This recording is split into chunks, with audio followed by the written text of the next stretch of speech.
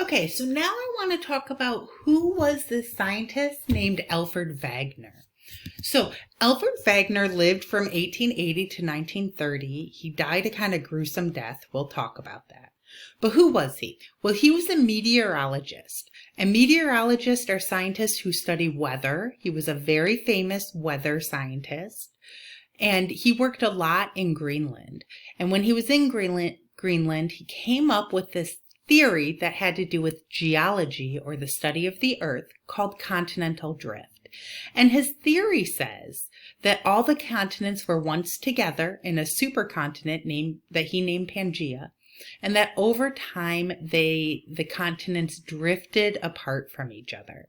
And he looked at maps and he noticed lots of other evidence. He came up with 4 main pieces of evidence.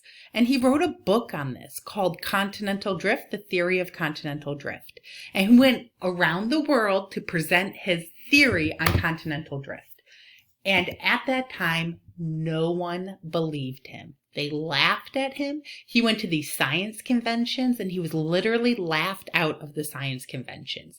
They told him, "You are a meteorologist, you study weather, you don't know anything about geology, get out of here. Your ideas are stupid, they're not smart, they don't make any sense," because at the time scientists thought that these continents were these giant, heavy pieces of rock, and they thought that there is no way that the continents could move. No possible way that the continents could move.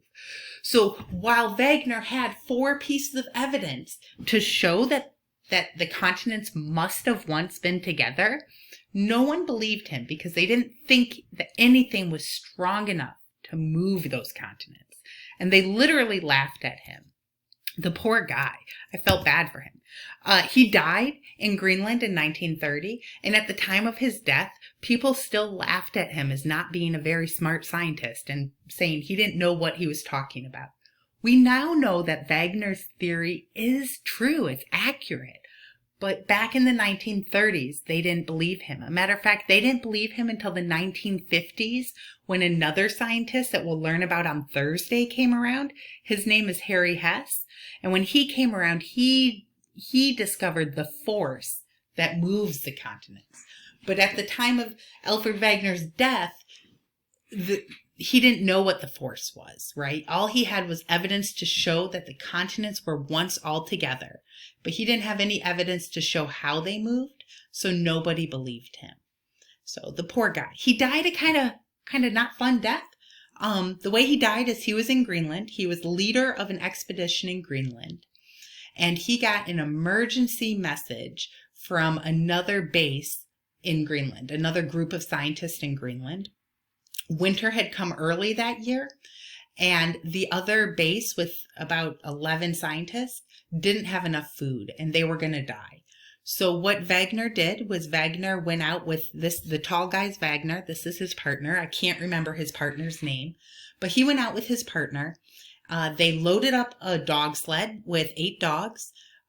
They filled it full of food, and they headed out to this other base in the middle of winter in Greenland, freezing cold. They made it to the base. They dropped off their food. There wasn't enough food for these 2 guys to stay at that base. So they had to go back to the normal base. They headed back to the normal base, and during that journey, Wegener died. We believe he had a heart attack, but before that, they were running out of food. They had to kill their dogs one by one to eat them. This poor guy got frostbite on both of his hands. They had to cut off his fingers with a knife while they were out there. Wegener died first. This guy buried him and left his skis as a marker for his grave. And then he tried to head back to base. He died as well about 6 days later, we think. And in the spring, people went out and they found Wegener's grave because of those skis. And to this day, Wegener's body is still buried in the snow out there, deep in the snow. So that's how he died. But at the time of his death, people still didn't accept his theory of continental drift.